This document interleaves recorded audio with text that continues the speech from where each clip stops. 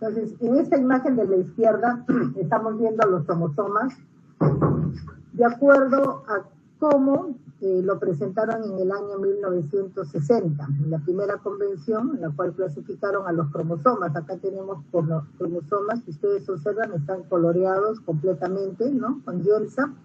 Y de acuerdo a estas características morfológicas que hasta la fecha tiene validez, es que vamos a estudiarlos, ¿no? Entonces hoy vamos a hacer una práctica de cromosomas, le llamamos macroscopía porque son microfotografías para que ustedes puedan ver, reconocer a los cromosomas, identificarlos, y para luego hacer una práctica de microscopía, donde van a ver a los cromosomas microscópicamente, pues no cómo son, cómo se visualizan, cómo se analizan, ¿no?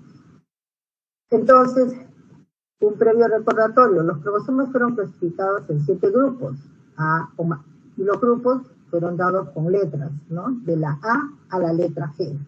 Entonces, en cada grupo, en el grupo A, existen 3 pares de cromosomas, que son los más grandes. Dijeron cómo los clasificamos y ordenamos, si vemos cromosomas de todo tamaño, de toda forma. Entonces dijeron, lo haremos de mayor tamaño a menor tamaño, ¿no? Entonces acá tenemos el par 1 y el par 3, que son metacéntricos grandes. Ambos son grandes. La diferencia entre ellos va a ser el tamaño, ¿no? El 1 va a ser más grande que el metacéntrico, que es el 3, ¿no? Y el par 2 es ligeramente submetacéntrico. O sea, dijeron, en el grupo van los cromosomas más grandes y que son metacéntricos. En el grupo B están los cromosomas submetacéntricos, propiamente dichos, ¿no? ¿Por qué? Porque tienen el centrómero más alejado del centro, tienen un brazo P de regular tamaño, y estos cromosomas se diferencian por el tamaño también, ¿no? Ustedes lo están viendo, 4 más grandes que el 5. En el grupo C está el grupo mayoritario de cromosomas. Todos estos cromosomas, por ejemplo, el par 6, 7, 8 y el 11, son como el 2, ligeramente submetacéntricos. La diferencia entre ellos va a ser el tamaño, ¿no? Los pares 9, 10 y 12 son como el grupo B, submetacéntricos de tamaño mediano, ¿no? Entonces, en el grupo D colocaron a todos los acrocéntricos. Algunos autores le llaman acrocéntricos grandes. Originalmente se dijo acrocéntricos grandes y acrocéntricos pequeños para el grupo G, porque como no hay otros acrocéntricos en A, en B y en C, los llamaron grandes. Entonces, en el grupo D están los pares 13, 14 y 15. En el grupo E está el par 16, 17 y 18. 16 es metacéntrico, como ustedes lo ven, ¿no? Metacéntrico mediano, porque los metacéntricos grandes son el par 1 y el par 3. Este es metacéntrico mediano. El par 17 y 18, estos pares son submetacéntricos y son pequeños, porque acá tenemos en el B a los submetacéntricos grandes, en el C tenemos al par 9, 10 y 12, que son submetacéntricos medianos, y estos serían submetacéntricos pequeños. En el grupo F están los pares 19 y 20, y como ustedes lo ven, son metacéntricos pequeños. Entonces tenemos metacéntricos grandes, el 3, metacéntrico mediano, el 16, y metacéntrico pequeño, el 19 y el 20. En el grupo G están los cromosomas acrocéntricos pequeños, en relación a los del grupo D, que son acrocéntricos grandes. Y los cromosomas sexuales X y el Y, ¿no? Al X lo clasificaron dentro de los cromosomas del grupo C. Inicialmente, en el año 60, lo mencionaron y dijeron que el X era de mayor tamaño que todos esos cromosomas del grupo C. Pero hoy en día, este cromosoma se encuentra, de acuerdo a su tamaño, más o menos entre par 7 y 8, por el tamaño. Es ligeramente submetacéntrico, o sea, como el par 2, ¿no? De tamaño mediano, y sus brazos son rectos y paralelos entre sí. Al cromosoma Y, como es un cromosoma pequeño, lo clasificaron dentro de los cromosomas del grupo G, e indicaron que es de mayor tamaño que este grupo, el grupo G. Y otra cosa, que este cromosoma Y no tiene satélites, porque el 21 y el 22 sí son con satélites, ¿no? Entonces, y sus brazos son rectos y paralelos. Entonces, esa fue la clasificación que se hizo y que hoy en día está vigente, ¿no? Cuando se inventaron el sistema de bandas en el año 70, se inventaron varios sistemas de bandas. ¿Qué significaba bandas? Ver a los cromosomas con segmentos oscuros y segmentos claros, ¿no? Entonces, estas bandas permitían identificar a un cromosoma de otro. Ningún cromosoma se parece. Son 23 pares y los 23, ninguno se parece uno al otro. Cada uno tiene su propia característica y forma de teñir, ¿no? Entonces, hubieron varios sistemas de bandas. La primera que empezó a funcionar fue las bandas Q, pero era muy engorrosa la banda Q, porque se veían estos cromosomas así con bandas, pero sus bandas eran fluorescentes. Había que verlo en microscopio de fluorescencia. Había que tomar fotos inmediatamente, se terminaba la coloración, empezar a tomar fotografías, microfotografías de metafase, porque al día siguiente desaparecían estos cromosomas, ¿no? Entonces, ¿qué les quedaba? Las fotos. Tenían que analizar de las fotos, cortar las fotos, armar cardiogramas con las fotos, ¿no? Pero cuando se inventó este sistema de bandeo GTG, o sea, que utilizan a la tripsina como denaturador de proteínas, se observó después que la duración de estas placas metafásicas era mucho más larga, más prolongada, uno podía volverlos a revisar, ¿no? Porque duran 2 meses, 3 meses, en algunos casos hasta 6 meses. Entonces dijeron, este sistema es mucho más práctico, más fácil, las bandas claras y oscuras son idénticas a las bandas Q, y hoy en día se usa este sistema de bandas GTG a nivel mundial. En todos los países del mundo, la mayoría utilizamos este sistema de bandas. Si encontramos alguna alteración que nos llame la atención, dependerá de eso, utilizaremos otro sistema de bandas que sea complementario. Por ejemplo, si yo veo que hay un segmento terminal de acá de este cromosoma 4 que no se ve y que sospecho que hay pérdida, entonces utilizaré la banda R, porque la banda R es específico para regiones teloméricas, o sea, para ver todos los extremos de los cromosomas, porque en bandas G estos extremos terminales, estos telómeros son de color claro, sus bandas son claras, pero cuando se hace banda R, esta banda clara termina siendo oscura, y me permite visualizar si efectivamente hay o no hay una lesión, ¿ya? Entonces, de repente encuentro un polimorfismo, o sea, por ejemplo, de repente en el cromosoma 9, esta bandita oscura que estoy señalando, de repente está más distanciada y deja acá una banda clara bastante grande. Entonces, yo sospecho que hay material de heterocromatina constitutiva que está en exceso. ¿Qué hago? Aplico banda C. ¿Para qué? Para visualizar la región centromédica. Y con eso por concluir mi diagnóstico, ¿no? Utilizando ya 2 sistemas de bandas para ver si efectivamente hay o no hay polimorfismos, ya sea en el cromosoma 1, en el 9, en el 16 o en el brazo largo del cromosoma Y. En este cromosoma Y, en el extremo terminal, tenemos la región de heterocromatina, que igualmente a veces observamos cromosomas Y muy pequeños, más pequeños que el par 21, que el par 22. Pero de repente observamos cromosomas 22 demasiado grandes, del tamaño de un 17, de un 18. Entonces, ¿qué ha pasado? También utilizamos las bandas C para ver la región de heterocromatina y confirmar lo que estoy viendo con bandas G. O sea, tienen aplicación los diferentes sistemas de banda, ¿no? Porque cada uno es específico para algo en especial. Entonces, vamos a seguir avanzando.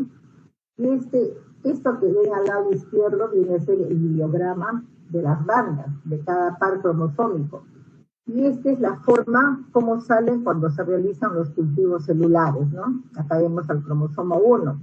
Entonces, a través de la línea punteada, donde se colocan los centrómeros, podemos verificar si efectivamente tienen las mismas bandas. Ahora, los cromosomas, a ver, comento, en línea general pueden crecer de tamaño pequeño, medianos, o ser grandes o muy grandes. Entonces, el ideograma varía de acuerdo al tamaño de los cromosomas. Si el cromosoma es más corto, o sea, más pequeño de largo, va a exhibir menos bandas. Mientras más largo el cromosoma, va a exhibir mayor número de bandas, ¿no? Entonces, lo que tratamos de nosotros analizar es si ¿Tiene o no tiene todas las bandas? Porque pueda que de repente un segmento de cromosoma se vaya a otro cromosoma y hagan un intercambio de cromátidos, ¿no? Pueda que de repente haya pérdida de material, pueda que de repente un segmento de bandas se invierte, cambia de posición, ¿no? Entonces son anomalías estructurales que más adelante lo vamos a ver en una clase teórica. Pero lo importante aquí es para que ustedes visualicen el ideograma y cómo se ven los cromosomas cuando son cultivados, cuando se les hace la cosecha, cuando se bandea con las bandas, ¿no? Miren, ¿ves? Son exactamente idénticas, ¿no? Entonces, esto, el ordenamiento del cromosoma se denomina cariograma, ¿no? Y acá tenemos un ejemplo, ¿no? Un ejemplo de un cromosoma de cada parte, cada grupo, ¿no? Estamos viendo el representante del grupo A, metacéntricos, del grupo B, submetacéntricos, del grupo C, que son de tamaño mediano, ¿no? En el grupo D acrocéntrico grande, en el G acrocéntrico pequeño, acá se ve algo del satélite todavía, ¿no? En el E, donde solo el 16 es metacéntrico, 17 y 18 es metacéntrico, y en el grupo F metacéntrico. Esto es para que ustedes vean el tamaño de los cromosomas, ¿no? Estos cromosomas han sido colocados con método convencional nada más, ¿no? Y acá tenemos las partes de un cromosoma con bandas, ¿cómo se les denomina? Este sistema de bandas, este diagrama, se conoce. Esto lo dieron a conocer en una nueva reunión que tuvieron por los años 80, donde ya se implementaron, se establecieron todos los sistemas de bandas. Entonces igualmente se dio a conocer cómo se iba a leer. Por ejemplo, cómo leía yo un cromosoma si se perdía todo ese segmento. Antiguamente se colocaba de lesión del brazo Q y ahí acababa el diagnóstico. No sabíamos si la lesión era desde el centrómero hacia abajo, si la lesión era en la parte media, en la parte final. Entonces en la convención dijeron, vamos a ordenarlo para saber cuando hay pérdida o hay transferencia de material o hay inversión o hay otro rearreglo cromosómico, ver de dónde y hasta dónde se produjo esos rearreglos cromosómicos. Por eso es que decidieron nombrar a los cromátides del brazo P y del brazo Q con bandas, regiones y subbandas.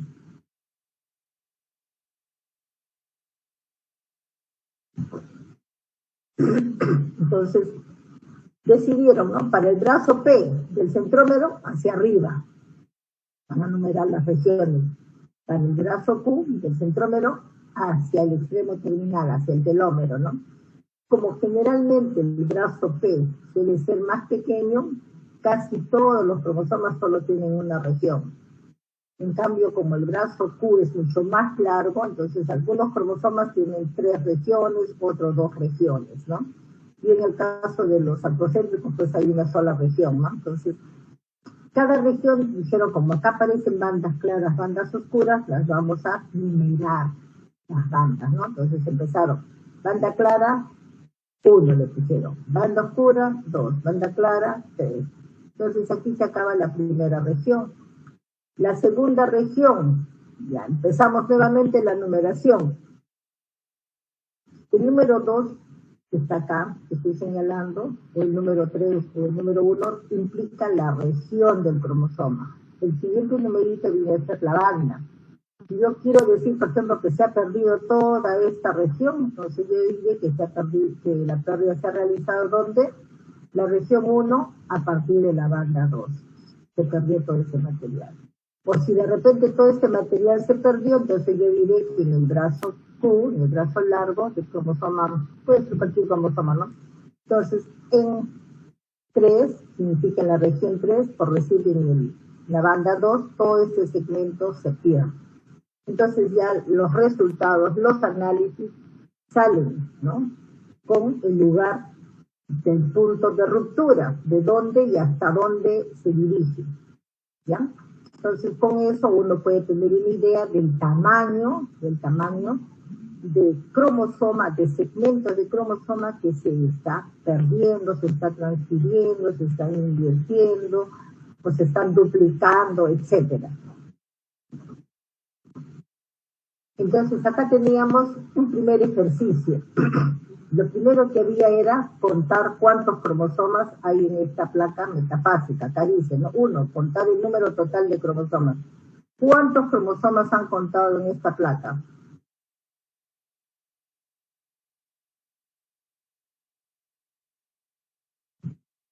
Rodríguez, ¿cuántos cromosomas ha contado? ¿Está presente Rodríguez?